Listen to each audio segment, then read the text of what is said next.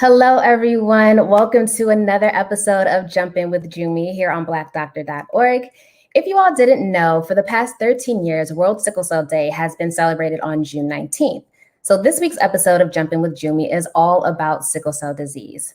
What you're going to get today is an incredibly important discussion about a condition that disproportionately affects the African American community.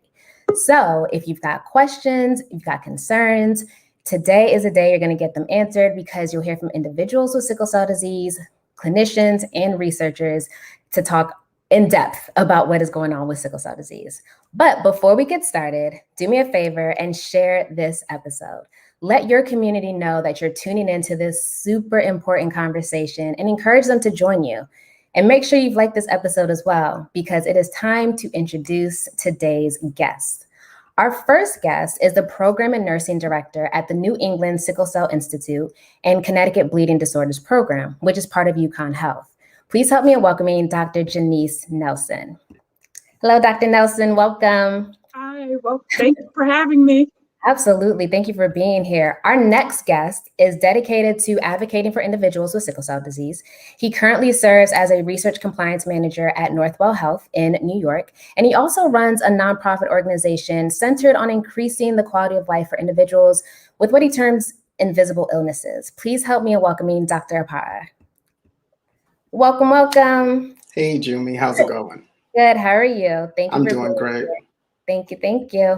Our third guest currently serves as a program director for Cayenne Wellness Center, one of California's premier nonprofit organizations dedicated to serving the state's sickle cell community. Please help me in welcoming Golda. Hi. Hello. Welcome. And last but certainly not least, he is the founder and director of the Vanderbilt Meharry Sickle Cell Disease Center of Excellence.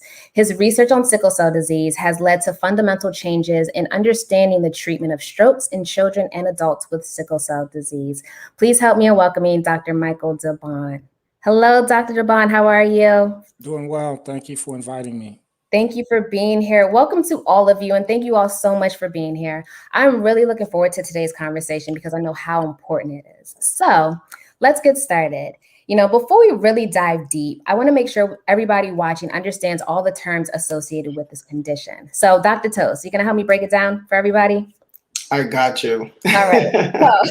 So, what is the difference between sickle cell trait, disease, and anemia? Help us understand all of that. Sure. So sickle cell disease is actually the name for a group of sickle cell disorders, with sickle cell anemia being the most common form. Sickle cell trait is when the individual only possesses one allele, and sickle cell disease expresses when an individual has both alleles. Now, this normally happens when both parents are either carriers of the trait, or if one parent actually has the disease and the other parent has a trait. The anemia comes in because these blood cells, the sickly ones, which a normal blood cell is like a circular shape, a sickly blood cell is like a crescent moon or a banana.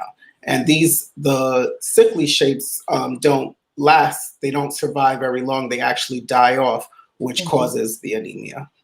Okay, well, thank you for breaking that down, because those are all terms that we're going to be talking about at length today. And so I want to jump right in and talk about the basics about sickle cell disease. So Dr. Nelson and Dr. Debon, you all are clinicians and you work with patients on a regular. So can you start by telling us, why is it important for the African American community to know about sickle cell disease? Why does it affect us so much more than any other ethnic group? Dr. Nelson, if you wanted to take that. Sure. So the reason that it primarily affects African Americans is because of where it originates. So it originates in sub-Saharan or African countries. So people who are of ethnic backgrounds of the sub-Saharan African nations are more likely to have the trait or the allele that Dr. Apara was talking about. And so you have other ethnic groups. So you have Greek, Turkish descendants, Indian descendants, people who are around the equator who who have a tendency for the trait. So the trait came about as a natural genetic mutation to protect people from developing malaria. And so as that protection developed and people intermingled, then you had the formation of sickle cell disease, which is why it's so prevalent worldwide. You have about 3.5 million individuals globally who are affected by sickle cell disease, and they are not just African, they are Caucasian, they are Indian. So you have different variants of sickle cell disease. Okay. Thank you for breaking that down for us. Dr. DeBon, you are a pediatrician. So how is it diagnosed? When is it diagnosed? Well, and so a couple of other comments, just real quick, to put numbers to the previous comments. Mm-hmm. In the world, there are 300,000 children born with sickle cell disease a year. 300,000. Mm-hmm. In Nigeria alone, there's 150,000. In India, there are 40,000. Mm-hmm. The United States, this is with sickle cell anemia, I should be specific. With sickle cell anemia, which is hemoglobin SS, there's roughly 1,400. In UK, there's roughly 400. So the vast majority of children born with this disease are not born in high-income countries in Europe and the United States or North America. They're born in Africa, India, South America, specifically Brazil. In the vast majority of the countries in the world, sickle cell disease is not diagnosed with newborn screening. Fortunately, in the United States, it's diagnosed with newborn screening. So every state in the United States has newborn screening with a mandatory testing for sickle cell disease. Oh, wow. Why is that important? It's important because we know from research that was conducted out of California almost 40 years ago that if you diagnose a newborn with sickle cell disease, you will save lives. So think about this for a second. For 95% of the children born with this disease, there's no newborn screening. In Nigeria, which has 150,000, they just started newborn screening routinely, and it's not picked up across the country. There are certain regions in certain states in Nigeria that perform newborn screening. And even then, it's piecemeal. It's not full throttle. So why do we push so hard for newborn screening? Is because once we identify a newborn with sickle cell disease, we bring them in. We prefer that they be seen by a hematologist. That's someone who is beyond the standard level of care for a pediatrician and has gone on and done an additional 3 years of training to become a pediatric hematologist. And in that setting, we want to educate the family about the importance of knowing that their child has sickle cell disease. We start penicillin because penicillin prevents death.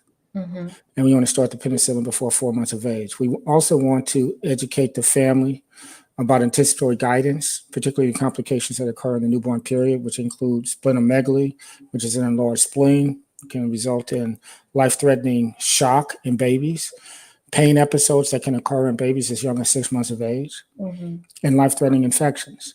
So we go through this whole range so that we can educate the parents explicitly about having a child who has sickle cell disease and what these complications are, so that we can prevent life-threatening complications, life-threatening, and prevent the children from but treat their pain promptly, so that the children, the 6-month-old, the 1-year-old, doesn't have unremitting pain without treatment. Now, the last part, which is critical, is that for the parents, it's our obligation to educate the parents about the risk of having a child with sickle cell disease. Yeah, so that goes into understanding the trait, which I do want to talk about. And so let's talk about that now. Why is it important for individuals to know whether or not they have sickle cell trait?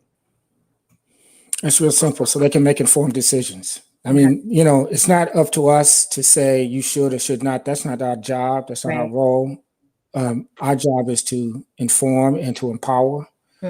And that's the point of the initial visit, is to empower the family to be informed that typically they have, for individuals who have a child with sickle cell disease, unless the mother or the father has sickle cell disease themselves, typically it's a 1 in 4 chance that they can have another child with sickle cell disease. And then the last point, which I'll be very quick about, is that sickle cell trait, although in general, sickle cell trait is a benign condition which typically has no complications, and individuals with sickle cell trait live a full life. There are rare events that can occur in individuals with sickle cell trait that the parents should be made aware of. Not every parent has sickle cell trait. Some could have C trait, some could have beta thalassemia trait.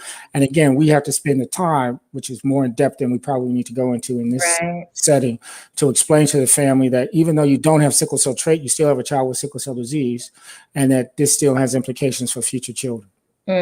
So what you mentioned, which I definitely want to touch on, is the importance of understanding the doctors and like knowing that the hematologist is one of the people that the parents, the family should be aware of. Dr. Nelson, who are the rest of the care team that would be involved in care of an individual with sickle cell disease when they are? I know you deal with adult patients, but what is that? Does it look the same when they're kids? Does it look the same when they're adults? What does that care team look like? So it's actually a little bit different in pediatric patients. The hematologist is usually their primary care provider. In adult care, the hematologist supports the primary care provider. So they're expected to have a primary care provider to take care of their other adult issues, such as hypertension or diabetes, because we're managing their sickle cell disease.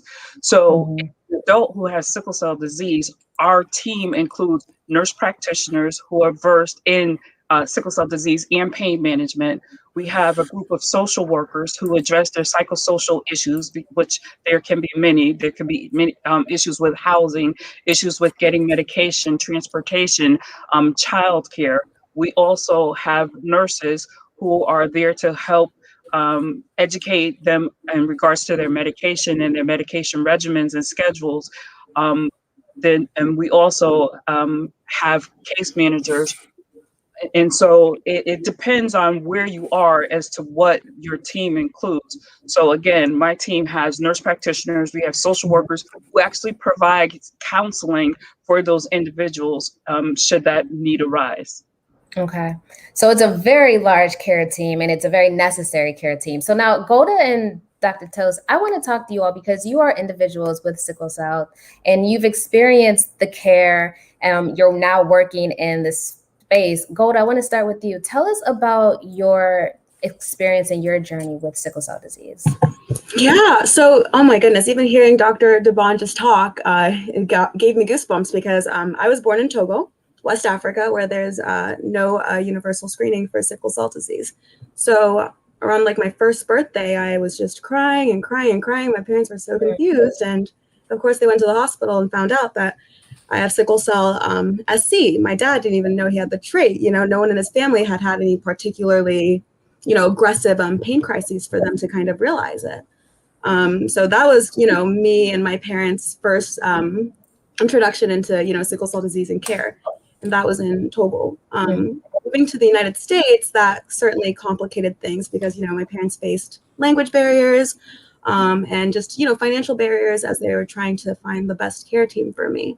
I recall, calling the 911 when I was like 5 years old when we had just moved. My mom called because I was in so much pain, and they came and they saw that I was walking, and they didn't know that, I had sickle cell. My parents couldn't speak the language and tell them, so they just left. And then we called them the next day when I was still crying and feeling absolutely terrible. And we went to the hospital, and we finally kind of found a healthcare team at Children's Hospital in DC that was really able to take care of me and educate myself and my parents on what we needed to know.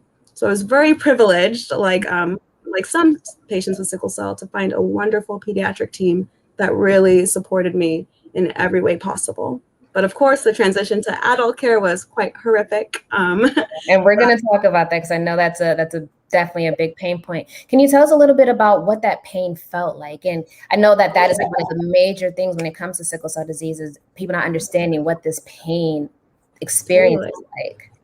I, memorized this at like the young, tender age of 5. And the way I explain it is like, when I have a sickle cell disease crisis, it feels like a headache, but in my arms and my legs and my back, wherever it feels like feeling like, and it just feels like this excruciating headache that's just going and going and going, and it will not go away. Wow.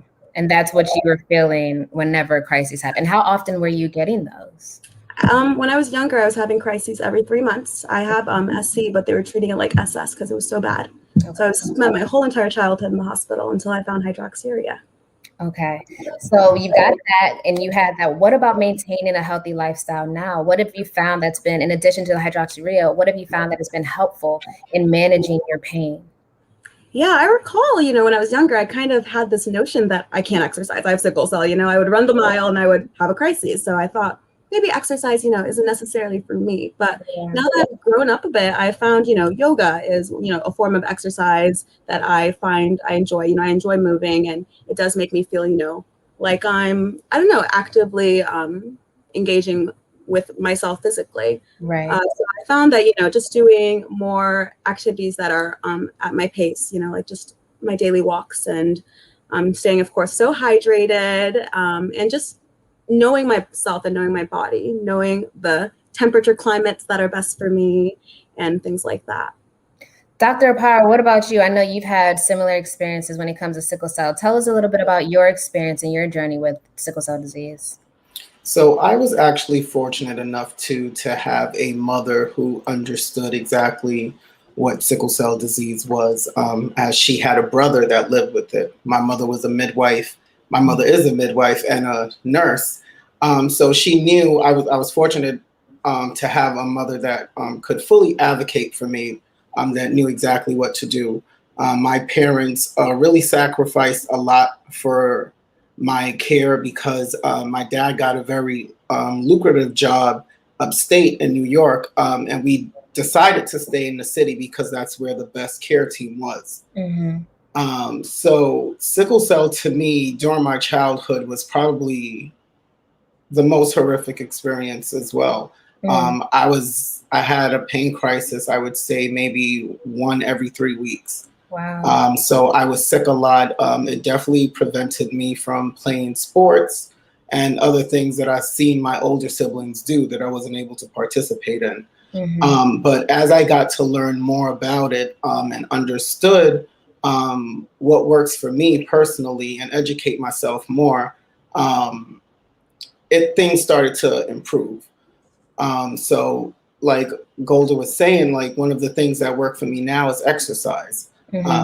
Keeping my body moving, understanding what temperature settings work for me. Like I could never touch the water in a New York beach, but if I'm in the Caribbean, I can swim in the beach all day and be fine. Golda is agreeing with you there. Golda gave you some snaps right there. Yeah, because the water in New York, the temperature year round, it could be 110-degree day, and you enter that beach in New York and you step out, a crisis is almost instant. So it's just understanding things like that. One of the research studies that I'm involved in now is looking at non-pharmacological treatments in sickle cell patients and how they respond to that. So things like yoga, hot yoga, those things are very holistic treatments. Okay. Besides from the regular pain management that you would get, because like she said, the transition to adult care is where the major gap in practice exists. It's such a horrible experience that some adult sickle cell patients don't even have a hematologist or primary care physician. They utilize the ER as their method of maintaining treatment for their conditions. And when they enter those ERs, of course, they're slapped with that stigma as, medication seeking and all these other things. So, but during the pediatric years, you have so many resources available to you. Like Dr. Nelson said, you have the social worker, you have, the hematologist who serves as your primary care physician. The adult care for me was so bad that I actually stayed with my hematologist up until I was 25. She's not even allowed to treat me at that age. But you couldn't find I could not find, a suitable physician that worked for me. So I was fortunate enough to have, an educated surrounding, but many people are not afforded with that ability to have parents that understand how to advocate and care for their child from a young age. But you were afforded that. Well, one thing that I feel like everybody has mentioned and that I want to get into now is that gap in care from pediatric to adult care. Dr. Devon, did you just raise your hand? Oh, yep, I'm coming. I'm coming to you. Wait, you're muted. Hold on. Okay, I just want to be clear about a couple of things across the country. Is that number one is if you live in a large urban area with a large African American population, you typically have access to care from a specialist. But if you live in rural America, where still a large portion of African Americans live, or people of African descent, you do not have that access to care. And in fact, when you look at the numbers, most children with sickle cell disease do not see a hematologist; they see a pediatrician.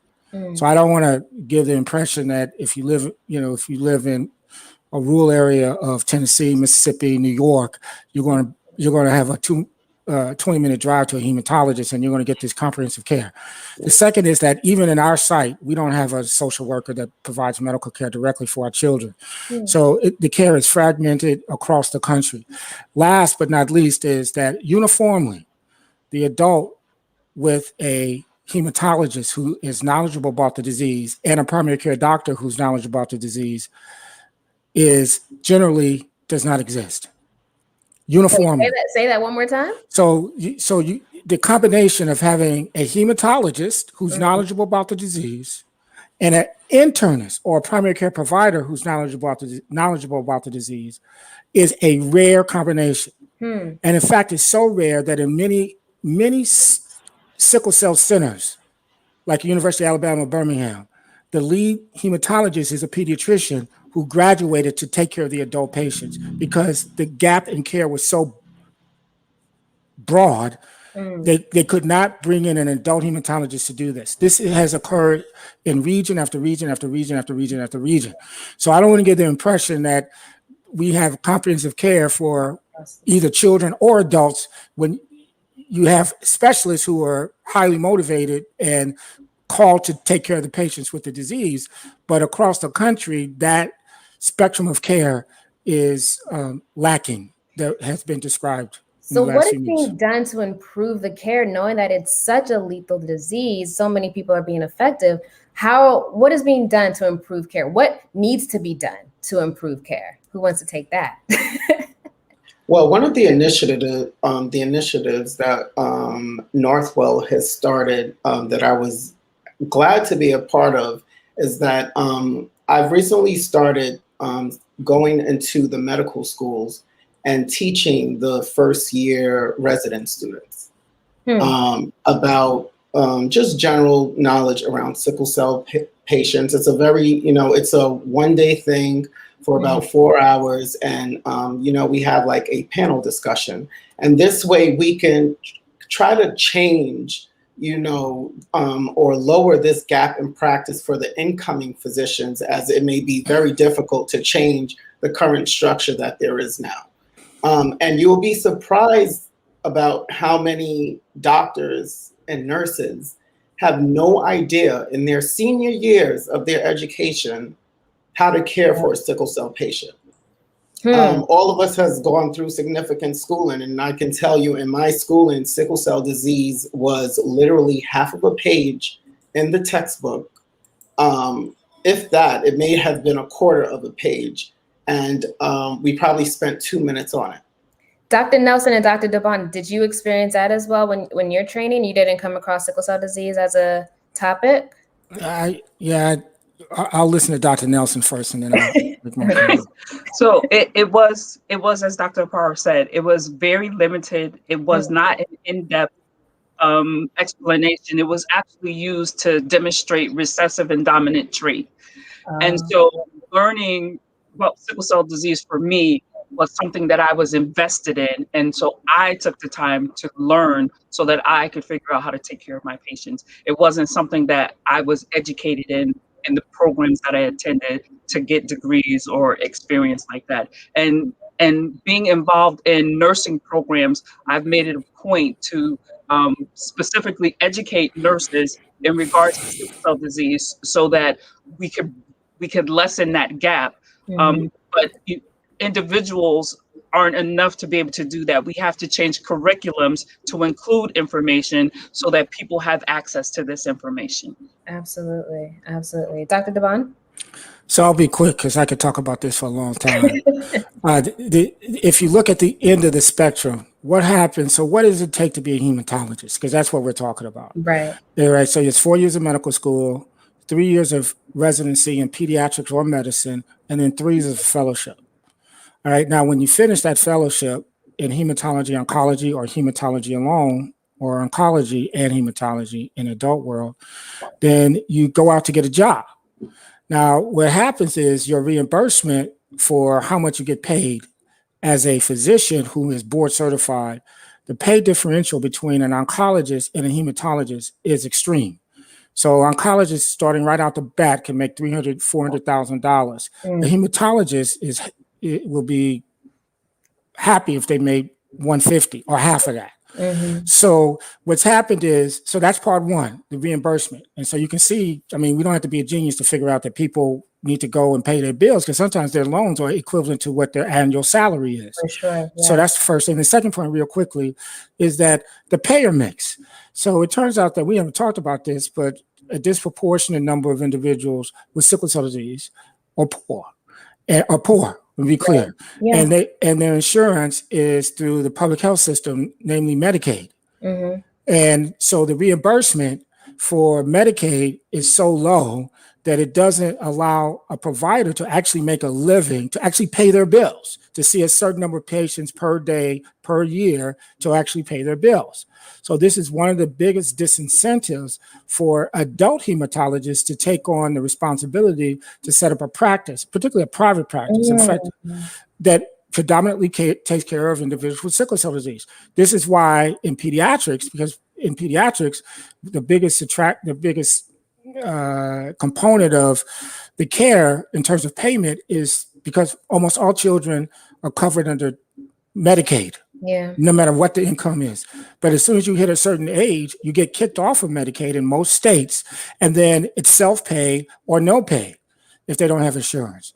And you can see that the incentive then changes tremendously for the adult provider. And this is one of the reasons that, as was mentioned earlier, a vast majority, if not 30, 40%, if not 50, 60% in some regions of the adults receive episodic care in the emergency room because they can't afford a primary care provider, nor can they afford to see a hematologist who will not take Medicaid. So these are policy, these are not individual medical school curriculum exposure problems. These are policy, health insurance, or lack of access to healthcare because of the absence of health insurance problems. Ooh, Dr. DeBon just took us a whole nother place that we could definitely go down that path, because it is a policy issue. But that's unfortunate, because we're looking at policy that then affects care, that affects people's livelihoods. And then what are we supposed to do about it? There's not much we can do. So no, there's things we can do. We're not incapable of affecting change. Well, yeah, no, we can definitely affect change, but what it is right now, that's a problem that we're dealing with. Dr. Devon, you there? I'm trying to be quiet, you know. Because you don't want to. No, I just, so let's just start off with, when you want to have change in policy, what do? Okay. So first thing is you have to understand the problem. Right. And there are grassroots organizations, community-based organizations. They can literally go to their state legislators and work within their state to identify who are their friends, which state representative, which state senate is the chair of the Ways and Means Committee that can provide resources to children and adults with sickle cell disease. Because in the end, Medicaid, if you know Medicaid is the major payer for 60, 70% of individuals with this disease, then you go where the money is. You go to the state, because the state is the ultimate payer. So then you start to have discussions and say, well, what are the holes in the care? And how can we make the providers accountable who have a disproportionate number of individuals with Medicaid? So this has been done.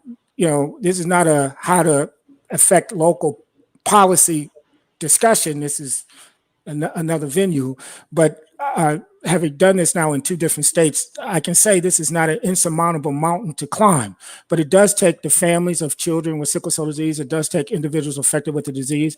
It does take partners in the corporate sector. It does take partners in the academic sector who have actually lobbyists who can work on your behalf. And it takes a targeted ask to the legislators with some homework about what can and can't be done with budgetary restraints. So I don't want to throw our hands up and say, woe is us. No, we are empowered with knowledge, and we should use that knowledge to affect change for our families. Absolutely. And I know, Golda, you work with a community-based organization in California that is doing a lot of work with the sickle cell population there. Tell us about what you all got going on and the importance of the support groups for individuals with sickle cell disease. Of course, yeah. So our organization, Cayenne Wellness Center and Children's Foundation, a large majority of our work is advocacy and education and supporting patients living with sickle cell disease in California. So, of course, we offer a number of different programs that provide education and support for the community.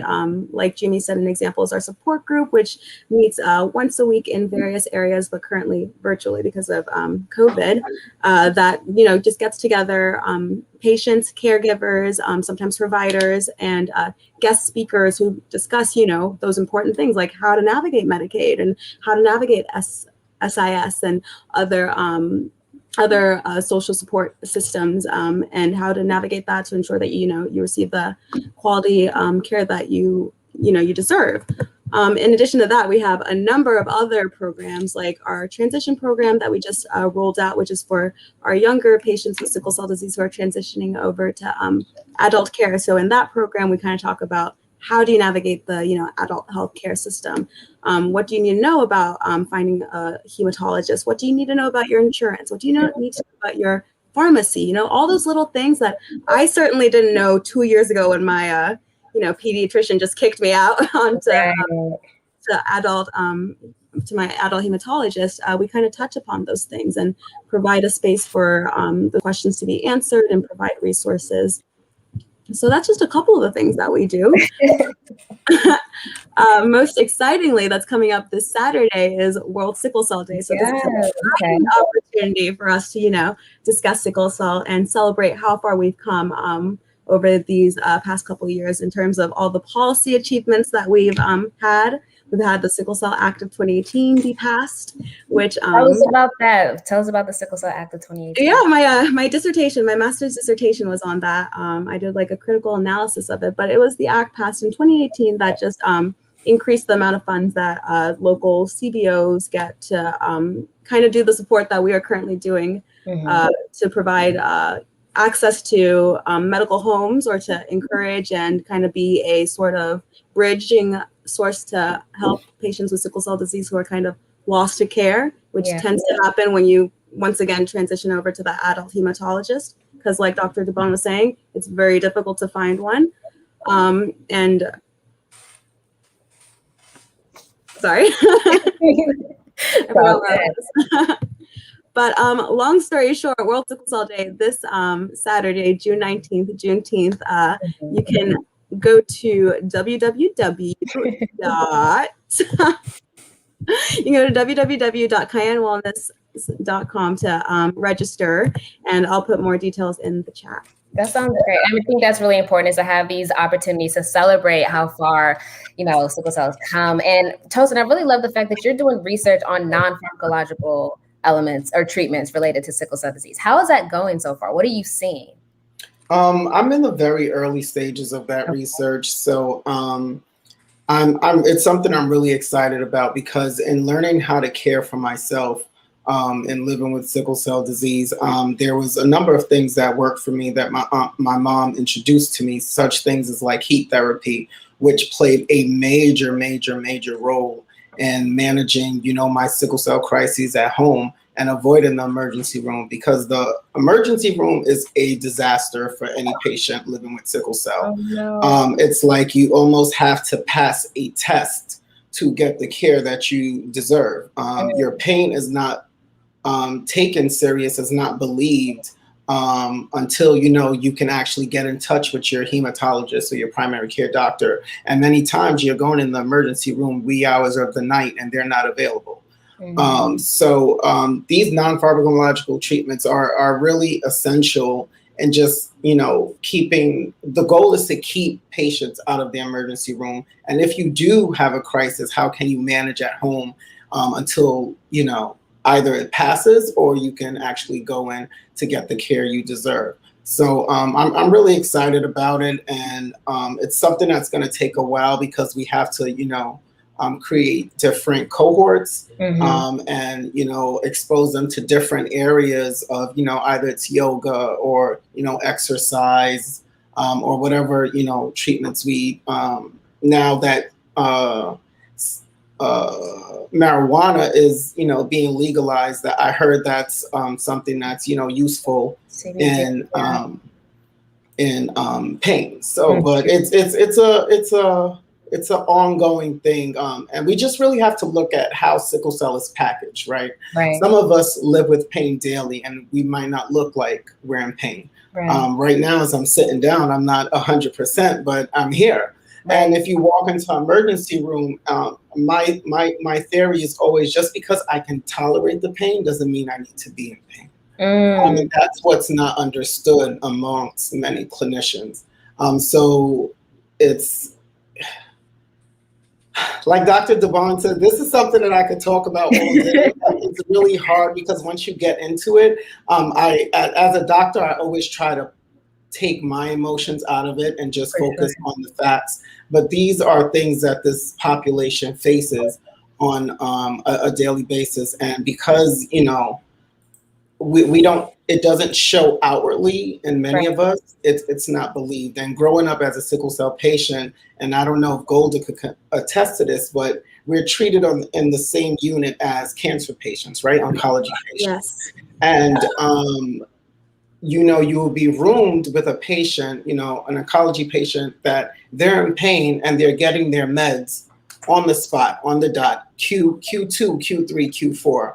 However, the sickle cell patient has to call the nurse every time. And it's like they got to reassess and then see what they can do to adjust the pain med, or, want to give you ibuprofen, which you could take at home. So it's like, I wouldn't need to be in the hospital if ibuprofen worked for me at home. But those are just some of the things that, this population faces. And it's really because, and that's why my foundation coined the term of invisible illness, because some illnesses that are not apparent are not taken seriously. Depression is one of them, and my foundation also works with people with that. Anxiety, lupus is one of them. It's not apparent in everybody, but people suffer with these things and they don't get as much attention because it's not shown on your physical appearance. Yeah. Right. So Dr. Nelson, I mean, I like what Tosin is doing in his research and bringing in those non-pharmacological aspects of treatment.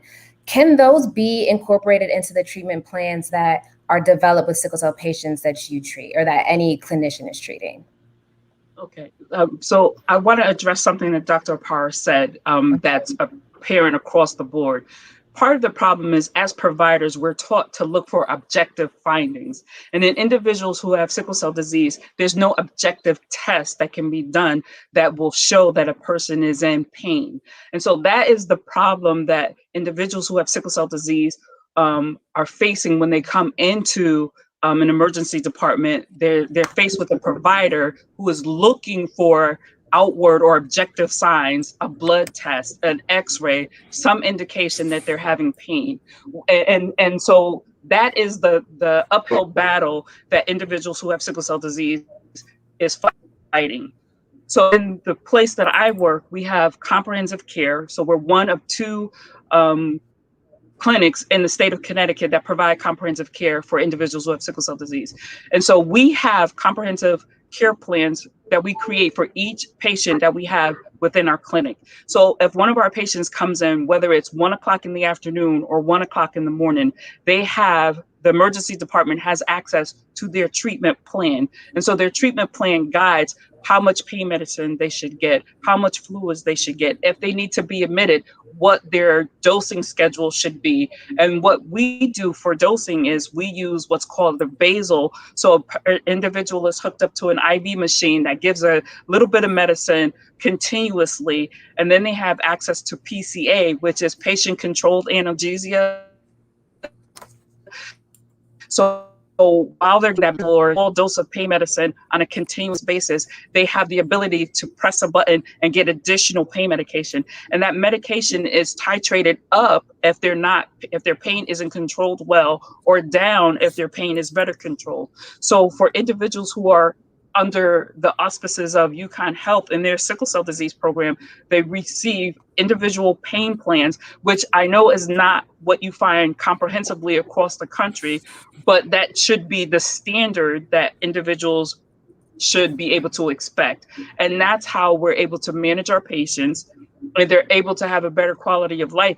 And they do utilize the emergency department because they know when they come in, they can put their name into the system, they can get their plan, they can get their appropriate doses and get their pain under control, versus having to prove that they have sickle cell disease, or having to prove through some sort of test that does not exist that they are in pain.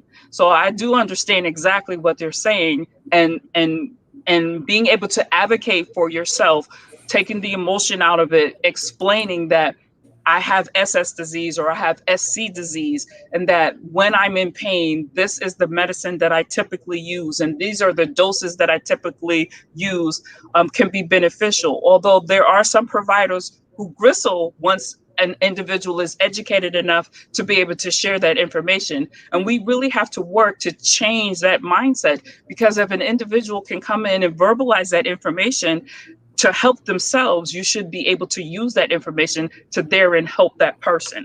Right. And that is so important. Why do you think that is such a problem for them to understand that this individual knows themselves and knows what they need? Is it a provider situation? Is it just they feel like they need to have more education than the patient, or they just don't want to listen? What is going on there?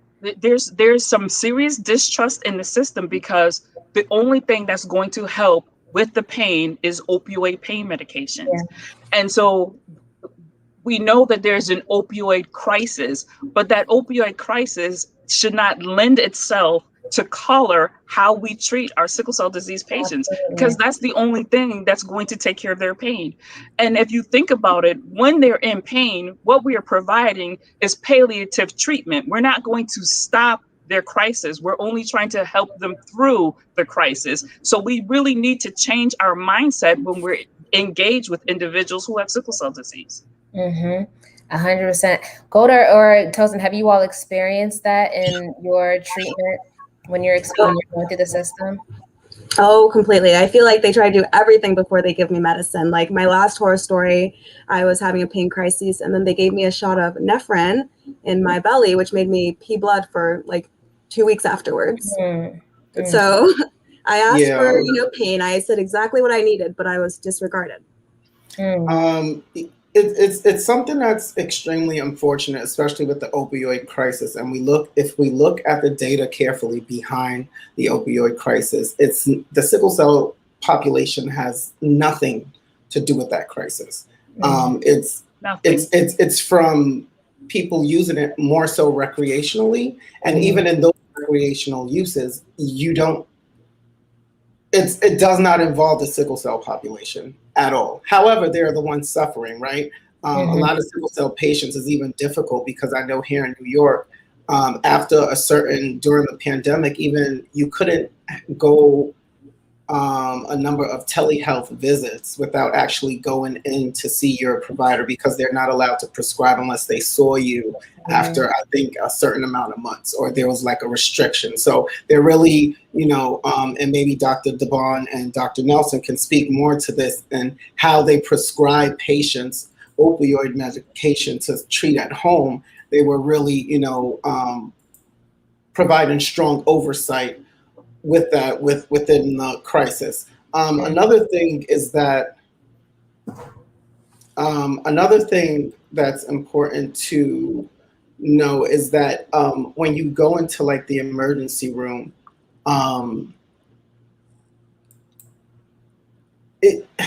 the amount of time you sit there and try to advocate for yourself is, and this is why also, when I speak, I call people suffering with sickle cell warriors. When I speak to different warriors, I don't want to put all the fault on the clinicians, right? The warriors have to take some of that themselves, and it's all how you package. because if you just go in saying, and trust me, I know in a pain crisis, you're not really worried about how, you're Being speaking politically and how correct and being nice. politically correct, but that does play a role somehow in how you're taken, how they, take the severity of your pain. Now, there are some cases where you can be very pleasant and, speak very eloquently, and you're still paid with nothing, with no care. But I do want warriors to take a little bit responsibility and just trying to, express your pain, more effectively so that you could get the treatment you deserve. Because what does it mean to express your pain? How do you express your pain in a way that somebody is going to respond positively to you? Well, when I go in, I don't have those issues anymore because now people know me, right? So, but before, when I would go in, I would, tell them how long I've been in pain, what I used at home to treat my pain, what did not work, and what is my current pain level. I normally know what my baseline hemoglobin is, although that really has nothing to do with how your pain is there. These are just to get those questions out of the way so they don't waste my time. Because they're going to ask you that anyway. They're going to ask me that anyway. I know I give them the phone number to my hematologist or whatever to make sure that they call them, because when I go into emergency room, I need care quickly. So I try to bypass all of this back and forth, and that could either be received as, okay, this individual knows what he's talking about, or this individual has been to multiple. I've had people investigate and look into different emergency rooms to see if I jumped around emergency rooms to go get, pain medication. I've had the works done, but I just like to get all of that out of the way because I like to be treated immediately. And I'm a little bit different. I read my chart that's when we had paper charts. Back then. I let the nurses know like what work. I'm very proactive in my care, but everyone cannot be like that. So I'm hoping in the future that, hospital have patient advocates, right? I'm hoping that could be introduced into, adult care, to be assigned a patient advocate as soon as you enter the emergency room so that they can speak, they could get in contact with whoever they need to get in contact with to get you care. Because I've been left in the emergency room for 2-3 hours before receiving, adequate pain medication. And it's the most demeaning experience that an individual can ever go through. And it's unfortunate. Yeah. So Dr. Devon, he's talked about, being a pediatric patient, understanding the charges, being comfortable knowing what's happening with his own body. Is this something that you teach the parents and the individuals, and just make sure that they know how to advocate for themselves as they, encounter different clinicians? Yes. Okay. And so this process of care for an individual with a chronic disease is standard across any chronic disease, be it pediatric or adult, be it cystic fibrosis, asthma, diabetes, or sickle cell disease. The bottom line is the standard approach is you empower the family, and for the children, you empower the parents to understand the disease first. Because when that child comes to the emergency room, they are the ones who have to articulate what type of sickle cell disease that child has, what the medications are, and what strategies they've taken at home to manage the disease. So no different than a child who has asthma. There's an asthma action plan. And before you hit the emergency room, there's an expectation in a child who has asthma that they have walked through their asthma action plan and it's failed. It's the same strategy for a child or an adolescent or an adult with sickle cell disease, at least at our center. And I believe this would be standard across the country, where the expectation is that every child and adult has a pain action plan. And the expectation is that they are aware of non-medicinal approaches to manage their pain. That's standard. If you're well informed, the hematologist and the primary care provider should be describing to the family different options for non-medicinal care, such as yoga, deep breathing, mindfulness, video games, loud music, art therapy, massages, heat pads, warm baths. I mean, we have all kind of singing, writing songs. I mean, every child, every young adult is different, and so it's up to the family to find those activities that allow them to take their mind off the pain.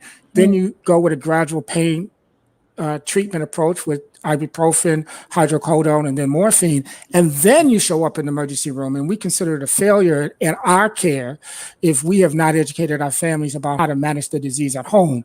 And so by the time they come to the emergency room, we have already acknowledged that they've gone through the steps. They articulate about what step they articulate, the steps that they have taken, and then we start them on a dose of morphine that represents the pain that has been previously treated at home. Most adults and most children with sickle cell disease who have pain do not show up in the emergency room. When I say most, I mean 2/3, 80%, because they don't want to go through the derogatory comments, the snickers, the oh yeah, you're in pain, right? Those type of comments that many of our families feel and see and experience.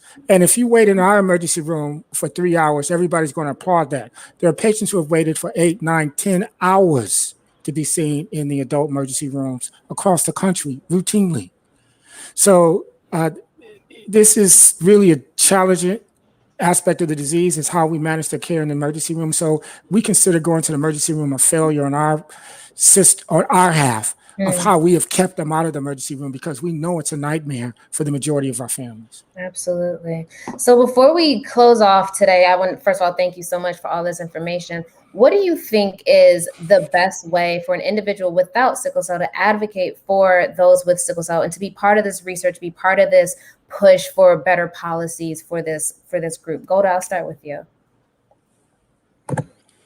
Hi there. Thank you.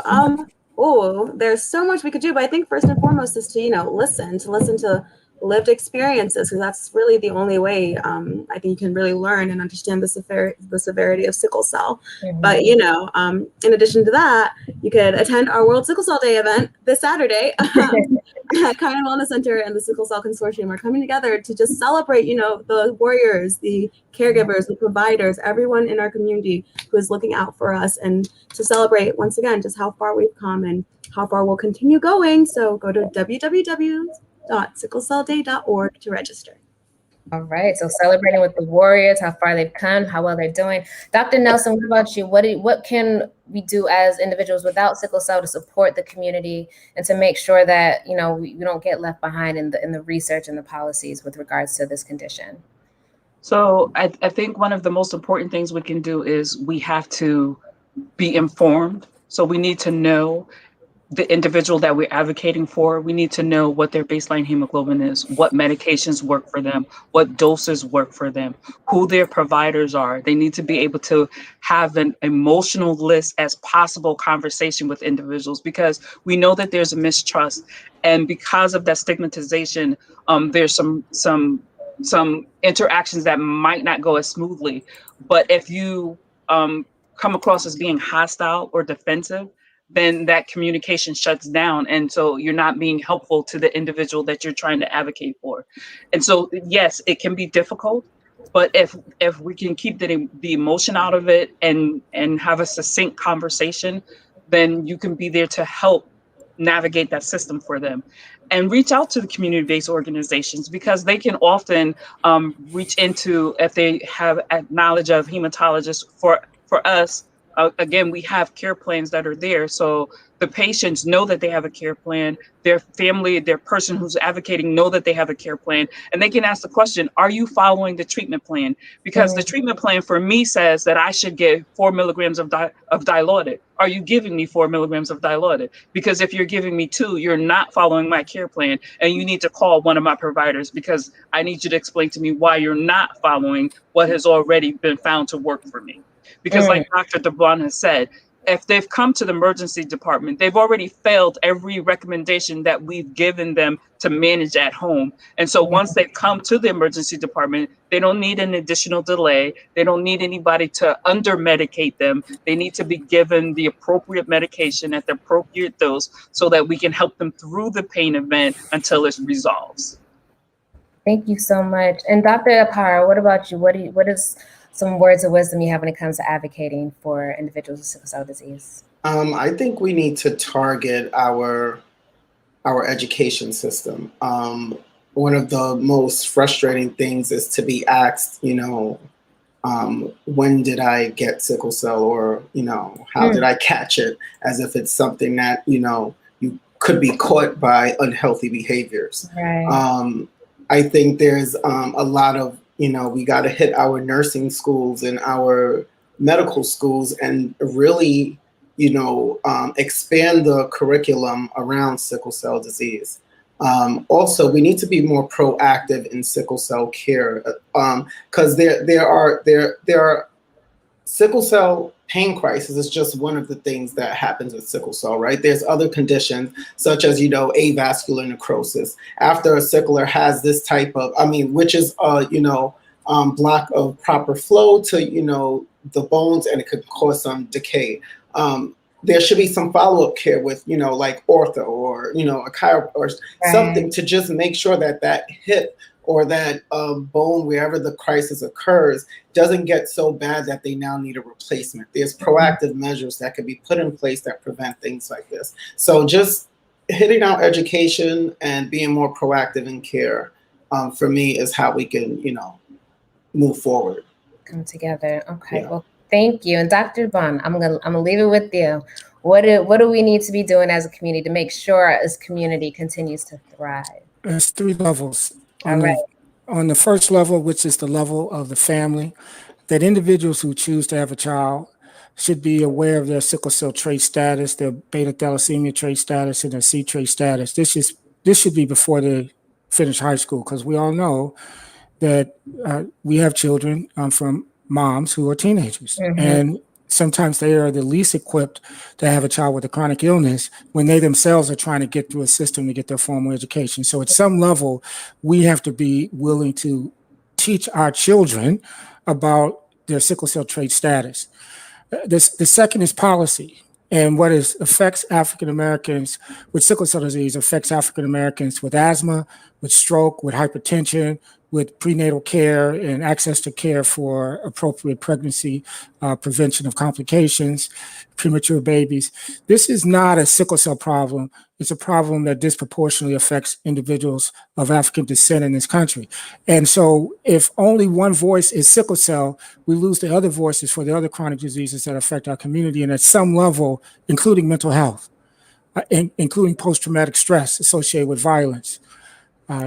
So at some level, it seems to me that we have to coalesce around a group of individuals who want to be proponents for policy that empowers us to receive access to healthcare. And the last is money. All right, this oftentimes we get lumped into these categories. Well, why aren't they doing this? Why isn't sickle cell doing what they're doing for cystic fibrosis? Like the Cystic Fibrosis Foundation. It's the biggest comparison in almost any place you go. Look what they're doing for cystic fibrosis, and look what they're doing for sickle cell disease. Cystic fibrosis brings in $270 million a year. Oof. All right. Sickle Cell Disease Association of America is not bringing in a tenth of that. So at some level, our movie stars from our culture that we've made rich, our artists that have promoted our culture, and our athletes who come from our neighborhoods, at some level of citizenship, of being part of our tribe, there should be a sense of an obligation to help the people who grew up in your neighborhood, because these are our kids, these are our family members who grew up in the neighborhood who have this disease, and we need their help. We can't do it alone. So those are the 3 layers that I would promote for enabling self-sufficiency and empowerment of our community to make better choices. Ooh, all And right. Jumi, just very quick, I want to mention that the prevalence of cystic fibrosis and sickle cell disease is actually greater than the prevalence of cystic fibrosis. However, cystic fibrosis bring in, like Dr. DeBond says, a lot more money. So we've got to unpack that and figure out how we can get it to the level where it deserves to be, which is the recognition way above cystic fibrosis. Not to say it's not important, but the numbers don't lie. So, well, thank you all so much for being here. Thank you for your transparency, for your wisdom, for your passion, just for your support of, the sickle cell community and just uplifting them and making sure that they know that they're heard, and that there's people out there that are doing so much work to make sure that things continue to get better. I'm so grateful for all the time that you all have spent with us. And I hope that everyone watching, whether you're watching live or you're watching the replay, feels incredibly educated and empowered about, how to manage the disease, how to treat others if you're a clinician, and just how to support those around you who have it. So once again, thank you, Dr. Debon. Thank you, Dr. Nelson. Thank you, Dr. Apara. Thank you, Golda, for being here. Thank you to the audience for being such an incredibly engaged and wonderful audience. And I will see you all on the next episode of Jump In with Jumi. Same place, same time. See you, everyone. Bye. Bye.